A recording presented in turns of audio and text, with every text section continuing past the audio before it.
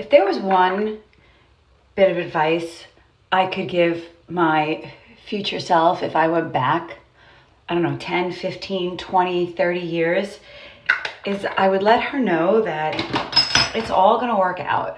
It's all going to be fine. You just have to believe in yourself, do what feels right, and stay motivated, stay upbeat. You're going to have good days, you're going to have bad days, you're going to have great days, you're going to have horrific days. Not every day is going to be a 10 out of 10. Some days are only going to be a 1 out of 10. And unfortunately, that's part of life. But you get to decide what you're going to do with the days that are 1. It's not happening to you.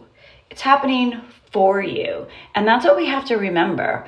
We have to remember that every single moment in life is an experience that will lead you to the next step in life.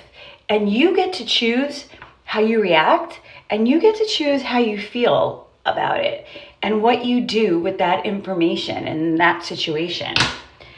Sometimes life gives you lemons, and sometimes you make lemonade, and sometimes you make a Sour Patch. Like, it is what it is. You get to control who you are and what you become.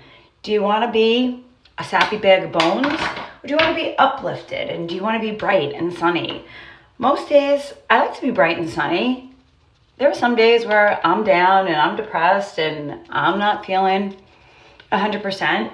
But I still have to show up. I have to show up for myself. I have to show up for my clients. I have to show up for my husband, for my kids, for my parents, for my brother. You still have to show up. So there is no excuse.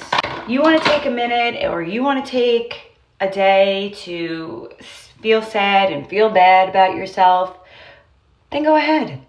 But you need to get up and get moving. One of the things that I learned, rather than sitting on the couch, drinking Diet Coke and eating Doritos and ice cream, is what really worked for me was movement. And I didn't realize that back in the day. I didn't realize it until one of my very good friends at the time said to me, "You should start running." And that literally is when everything changed for me. That's when that aha moment happened. I was in a bad place. The bad situation had just happened. If I remember correctly, I actually had just gotten into a disagreement, and I was racing. My heart was racing. My head was racing everywhere. And I felt terrible. And I called her up, and she's like, "Why don't you start running?" And I really thought that was hysterical, because I wasn't a runner and I was overweight and I wasn't even exercising. Yeah, I did the occasional walk, and yeah, I did the programs, the next quick fix, the thing that everybody was doing or that was popular back in, I don't know, I guess 2010. But I said, I have nothing to lose. So I did. And you know what? It was such a euphoric feeling. It felt great releasing all that tension. So I announced to the world I was going to do a 5K. And then after I achieved that, I said I was going to do a 10K. And from the 10K, it went to the half marathon. And then that really was it. I was hooked. I loved it. I started strength training. I joined a gym, hired a trainer, and that's really how it all happened. And it originally started because I wanted to look good. I really wanted it for my mind to control my stress and anxiety. And then it was, I wanted to look good and feel good. And now I do it because if I don't, I know what's going to happen. I'm going to become older. I'm 55. So you're going to get into your 60s. You're going to get into your 70s. It's going to get harder. And if you don't move your body, you're going to lose it.